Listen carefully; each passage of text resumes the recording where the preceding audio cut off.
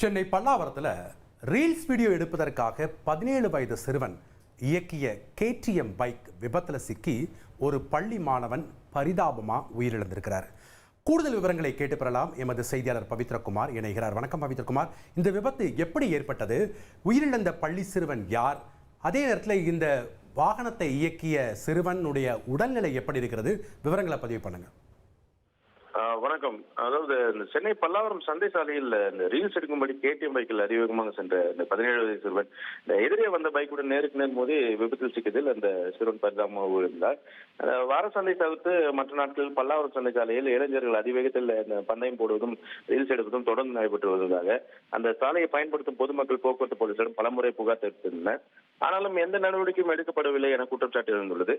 இந்நிலையில் ஜமீன் பல்லாவரத்தை சேர்ந்த 17 வயது சிறுவன் அப்துல் அகமது தனது அண்ணனுடைய KTM பைக்கில் 15 வயது சிறுவன் சுஹேல் அகமதுடன் அதிவேகமாக சென்ற போது எதிரே வந்த ஹோண்டா ஆக்டிவா பைக்குடன் நேருக்கு நேர் மோதி விபத்து ஏற்பட்டது. இதில் இரு பைக்குகளும் பயணம் செய்த 5 பேரும் தூக்கி வீசப்பட்டனர். இந்த விபத்தில் KTM பைக்கில் சென்ற சுஹேல் அகமது சம்பவ இடத்திலேயே உயிரிழந்தார். மற்ற 4 பேரும் கடுமையாக காயமடைந்தனர். பொதுமக்கள் உடனடியாக போலீசாருக்கு தகவல் அளித்தனர். அதனைத் தொடர்ந்து போலீசார் உயிரிழந்த மாணவனின் உடலை சுமார் 2 மணி நேரம் கழித்தே குரோம்பேட்டை அரசு மருத்துவமனைக்கு பிரேத பரிசோதனைக்காக அனுப்பி வைத்தனர். சம்பவம் நடந்து வெகு நேரமாக இறந்தவரின் உடலானது இந்த சாலையின் ஓரமாகவே போடப்பட்ட காட்சி அங்கு சென்றவர்களை அதிர்ச்சி அடைய செய்தது.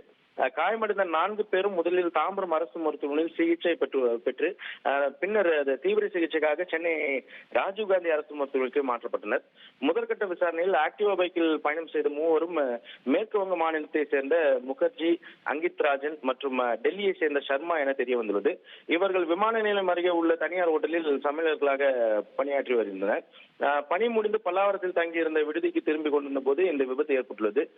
ரீல்ஸ் எடுப்பதற்காக சிறுவன் அதிவேகமாக பைக் ஓட்டியதால் ஏற்பட்ட இந்த விபத்து இந்த பல்லாவரம் பகுதியில் பெரும் பரபரப்பை ஏற்படுத்தியுள்ளது.